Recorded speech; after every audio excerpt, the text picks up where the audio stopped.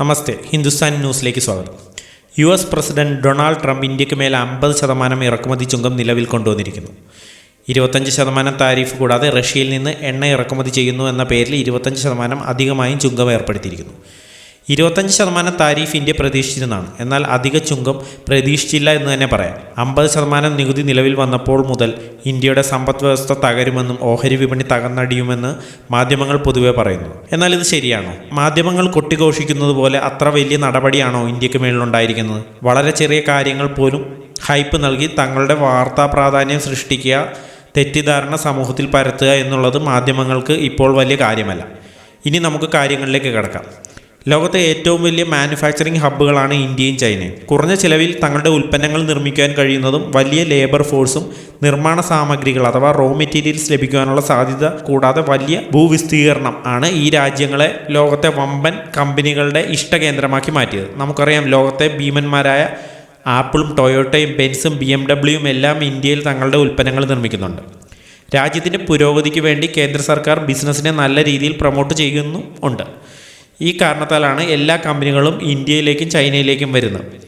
ഇനി അമേരിക്കയായിട്ടുള്ള നമ്മുടെ വ്യാപാരത്തെക്കുറിച്ച് നോക്കാം.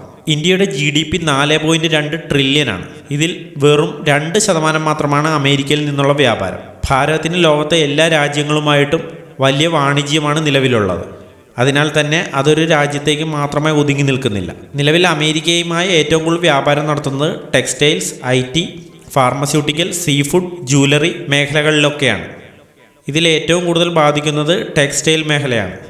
ഫാർമസ്യൂട്ടിക്കൽ മേഖലകളെ ഒഴിവാക്കിയിട്ടുണ്ട് എന്നാണ് അറിയാൻ സാധിക്കുന്നത്. നിലവിൽ ഇന്ത്യയായിട്ട് അമേരിക്കയ്ക്ക് 100-ൽ താഴെ ബില്യൺ വ്യാപാരമാണുള്ളത്. 50% തീരുവ ചുങ്കം വരുന്നതോടുകൂടി ഇതിൽ ചെറിയ കുറവുകൾ ഉണ്ടാവും, പക്ഷേ അത് നാമമാത്രമായിരിക്കും. ഇനി ലോകത്തെ വലിയ ഫണ്ട് ഹൗസുകൾ ഇതിനെക്കുറിച്ചുള്ള ഫോർകാസ്റ്റ് നമുക്കൊന്ന് ശ്രദ്ധിക്കാം.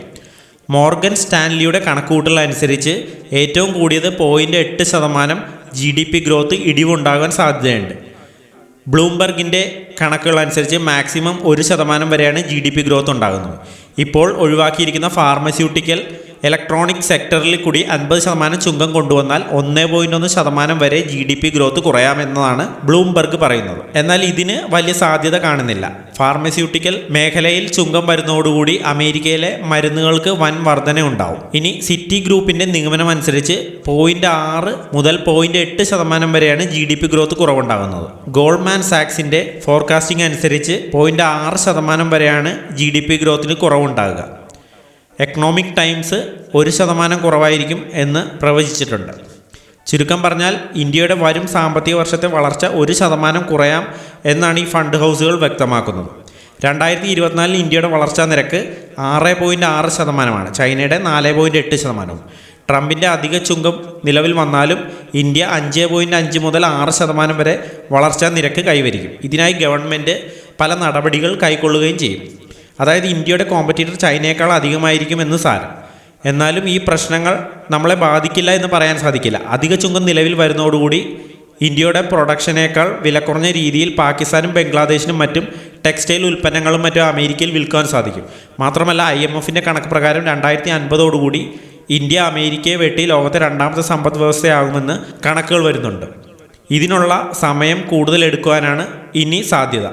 ഇതൊന്നുമല്ലാതെ ഈ മാധ്യമങ്ങൾ കെട്ടിപ്പൊക്കുന്ന വെഡിത്തരത്തിന് ഒരു കഴമ്പുമില്ല. മാത്രമല്ല, ഈ നില എപ്പോഴും തുടർന്നു പോകണമെന്നില്ല. കാരണം അമേരിക്കയ്ക്ക് തന്നെ അറിയാം ചൈന ഈ അവസ്ഥ നന്നായി മുതലെടുക്കുമെന്ന്. ജയ് ഹിന്ദ്.